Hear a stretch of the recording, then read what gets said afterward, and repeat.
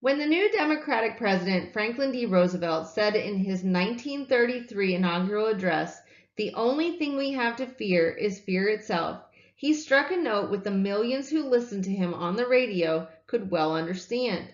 In 1933, after having experienced nearly 4 years of the worst economic depression in U.S. history, Americans were gripped by fear for their survival. In the past, overproduction and business failures had periodically caused economic downturns measured in months that would be followed by recovery and eventual prosperity.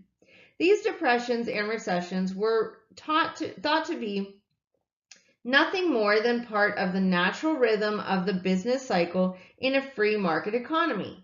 However, depressions that included widespread bank failures and the collapse of investment and credit systems often resulted in long-term and deeper depressions extending several years, such as the depressions of 1837, 1873, and 1893.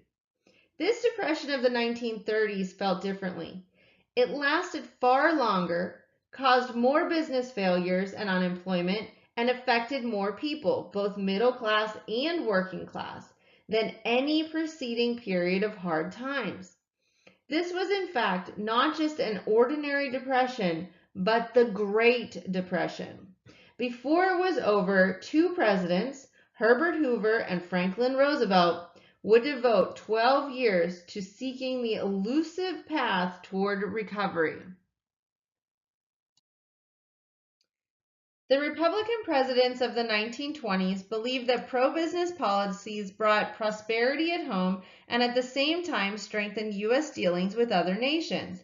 Thus, they found it natural to use diplomacy to advance American business interests in Latin America and other regions. Mexico's Constitution of 1917 mandated government ownership of all the nation's mineral and oil resources. U.S. investors in Mexico feared that the government might confiscate these properties. A peaceful resolution protected their interests and negotiated by Coolidge's ambassador to Mexico, Dwight Morrow, in 1927. Elsewhere in Latin America, Coolidge kept U.S. troops in Nicaragua and Haiti, but withdrew them from the Dominican Republic in 1924. While American military influence declined, American economic impact increased. U.S. investments in Latin America doubled between 1919 and 1929. The oil reserves in the Middle East were becoming recognized as a major source of potential wealth. British oil companies had a large head start in the region, but Secretary of State Hughes succeeded in winning oil drilling rights for U.S. companies. Passed by Congress in 1922, the Fordney-McCumber tariff increased the duties on foreign manufactured goods by 25%. It was a protective of U.S. business interests in the short run, but destructive in the long run. Because of it, European nations were slow to recover from the war and had difficulty repaying their war debts to the United States. They responded to the high U.S. tariffs by imposing tariffs of their own on American imports. Ultimately, these obstacles to international trade weakened the world economy and were one reason for the Great Depression of the 1930s. Before World War I, the United States had been a debtor nation, importing more than it exported. It emerged from the war as a creditor nation, having lent more than $10 billion to the Allies. Harding and Coolidge insisted that Britain and France pay back every penny of their war debts. The British and French objected. They pointed out that they suffered much worse losses than the Americans during the war, that the borrowed money had been spent in the United States, and that high U.S. tariffs made it more difficult to pay their debts. To be sure, the Treaty of Versailles required Germany to pay $30 billion in reparations to the Allies. But how were Britain and France to collect this money? Germany was bankrupt, had soaring inflation, and was near anarchy. Charles Dawes, an American banker who would become Coolidge's vice president, negotiated a compromise that was accepted by all sides in 1924. The Dawes Plan established a cycle of payments flowing from the United States to Germany and from Germany to the Allies. U.S. banks would lend Germany huge sums to rebuild its economy and pay reparations to Britain and France. In turn, Britain and France would use the reparations money to pay their war debts to the United States. This cycle helped to ease financial problems on both sides of the Atlantic. After the stock market crash of 1929, however, U.S. bank loans stopped and the prosperity propped up by the Dawes Plan collapsed. Ultimately, Finland was the only nation to repay its war debts in full. The unpaid debt of the other nations left bad feelings on all sides. Many Europeans resented what they saw as American greed, while Americans saw new reasons to follow an isolationist path in the 1930s. What caused the spectacular business boom of the 1920s to collapse dramatically by October of 1929? The ever-rising stock prices had become both a symbol and a source of wealth during the prosperous 1920s. A boom was in full force both in the United States and in the world economy in the late 1920s. On the stock exchange on Wall Street in New York City, stock prices had kept going up and up for 18 months, from March of 1928 to September of 1929.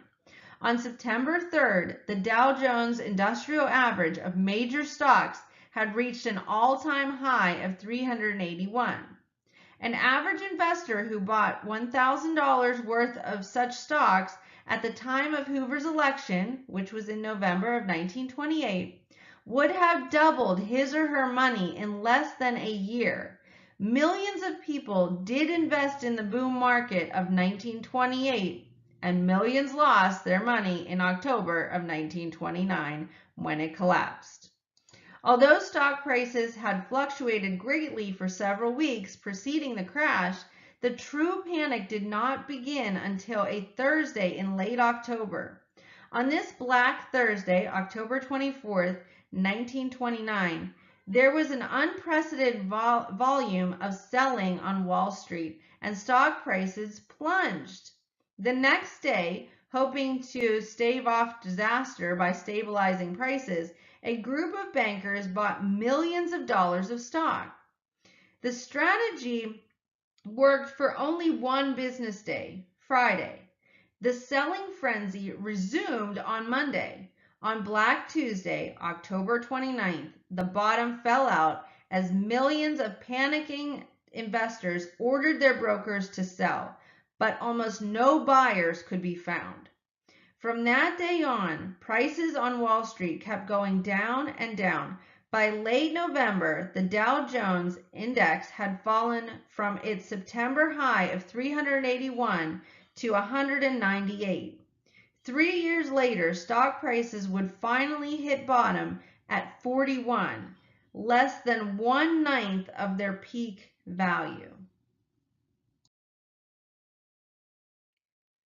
While the collapse of the stock market in 1929 may have triggered economic turmoil, it alone was not responsible for the Great Depression. The Depression throughout the nation and the world was the result of a combination of factors, and economists continue to debate their relative importance. The first is uneven distribution of income. Wages had risen relatively little compared to the large increases in productivity and corporate profits. Economic success was not shared by all, and as the top 5% of the richest Americans received over 33% of all income. Once demand for their products declined, businesses laid off workers, contributing to a downward spiral in demand and more layoffs. Secondly, stock market speculation. Many people in all economic classes believed that they could get rich by playing the market. People were no longer investing their money in order to share in the profits of a company. They were speculating that the price of the stock would go up and that they could sell it for a quick profit. Buying on margin allowed people to borrow most of the cost of the stock, making down payments as low as 10%. Investors depended on the price of the stock increasing so that they could repay the loan. When stock prices dropped, the market collapsed, and many lost everything they had borrowed and invested. Next, excessive use of credit. Low interest rates and a belief of both consumers and business that the economic boom was permanent led to an increased borrowing and installment buying. This over-indebtedness would result in defaults on loans and bank failures. Next, overproduction of consumer goods. Business growth, aided by increased productivity and use of credit, had introduced a volume of goods that workers with stagnant wages could not continue to purchase. Next, the weak farm economy. The prosperity of the 1920s never reached farmers who had suffered from overproduction, high debt, and low prices since the end of World War I. As the Depression continued through the 1930s, severe weather and a long drought added to farmers' difficulties. Another example would be government policies. During the 1920s, the government had complete faith in business and did little to control or regulate it. Congress enacted high tariffs which protected U.S. industries but hurt farmers and international trade. Some economists have concentrated blame on the Federal Reserve for its tight money policies as hundreds of banks failed. Instead of trying to stabilize banks, the money supply, and prices, the Federal Reserve tried to preserve the gold standard. Without depositors' insurance, people panicked to get their money out of the banks, which caused more bank failures. And lastly, nations had become more interdependent because of an international banking, manufacturing, and trade. Europe had never recovered from World War I, but the United States failed to recognize Europe's post-war problems. Instead, the U.S. insistence on loan repayment in full and high tariff policies weakened Europe and contributed to the worldwide depression. It is difficult to imagine the spreading impact of the Great Depression. While in retrospect, it can be seen that the economic decline reached bottom in 1932. Complete recovery came only with the beginning of another world war in 1939. The Great Depression's influence on American thinking and policy has even extended beyond the lifetimes of those who experienced it. Various economic statistics serve as indicators that track the health of a nation's economy. The U.S. gross national product, the value of all goods and services produced by the nation in 1 year, dropped from $104 billion to $56 billion in 4 years, from 1929 to 1932. While the nation's income declined by over 50%, some 20% of all banks closed, wiping out 10 million savings accounts. As banks failed, the money supply contracted by 30%. By 1933, the number of unemployed had reached 13 million people, or 25% of the workforce, not including farmers. The crash ended Republican domination of government. People accepted dramatic changes in policies and the expansion of the federal government. The social effects of the Depression were felt by all classes. Those who had never fully shared in the prosperity of the 1920s, such as farmers and African Americans, had increased difficulties. Poverty and homelessness increased, as did the stress on families as people searched for work. Mortgage foreclosures and evictions became commonplace. The homeless traveled in boxcars and lived in shanty towns named Hoovervilles to mock honor of their president. At the time of the stock market crash, nobody could foresee how long the downward slide would last. President Hoover was wrong, but hardly alone, in thinking that prosperity would soon return. The president believed the nation could get through the difficult times if the people took his advice about exercising voluntary action and restraint. Hoover urged businesses not to cut wages, unions not to strike, and private charities to increase their efforts for the needy and the jobless. Until the summer of 1930, he hesitated to ask Congress for legislative action on the economy, afraid that government assistance to individuals would destroy their self-reliance.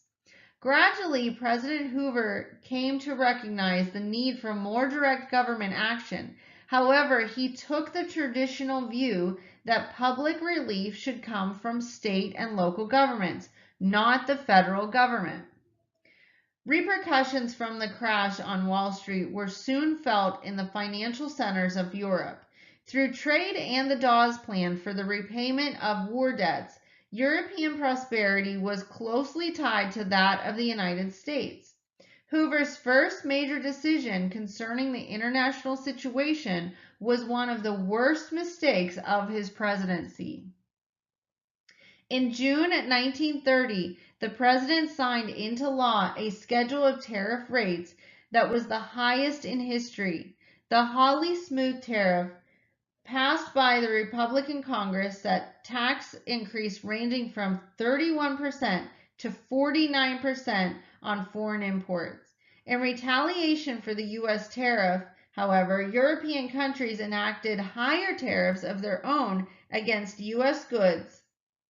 The effect was to reduce trade for all nations, meaning that both the national and international economies sank further into depression. By 1931, conditions became so bad, both in Europe and the United States, that the Dawes Plan for collecting war debts could no longer continue.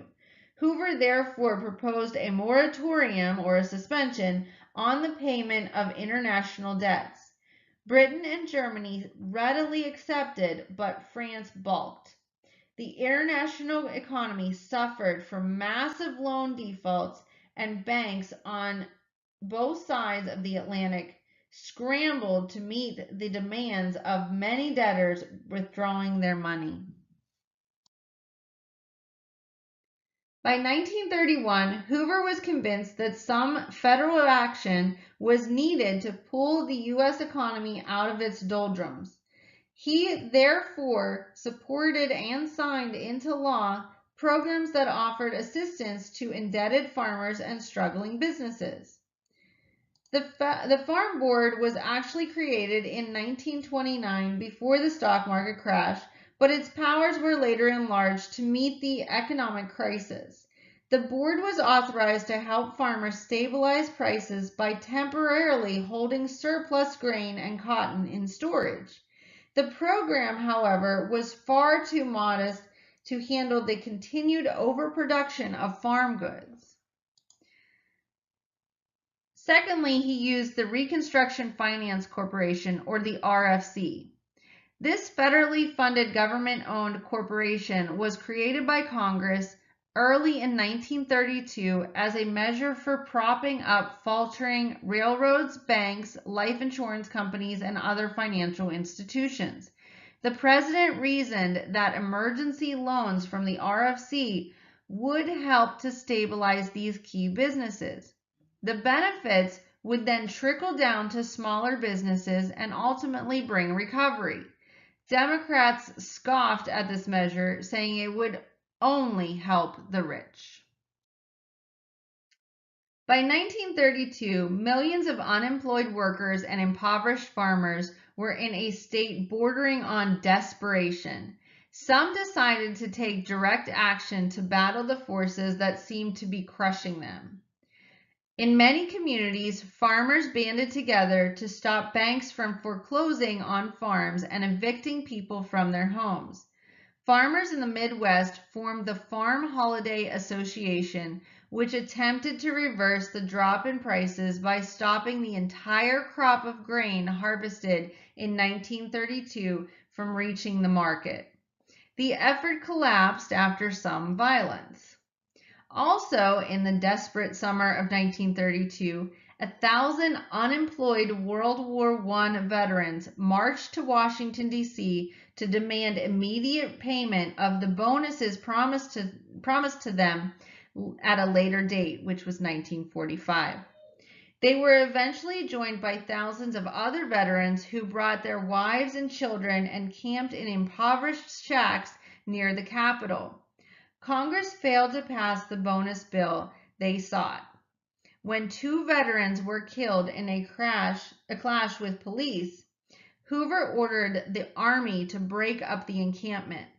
General Douglas MacArthur, the Army's chief of staff, used tanks and tear gas to destroy the shantytown and drive the veterans from Washington. The incident caused many Americans to regard Hoover as heartless and uncaring.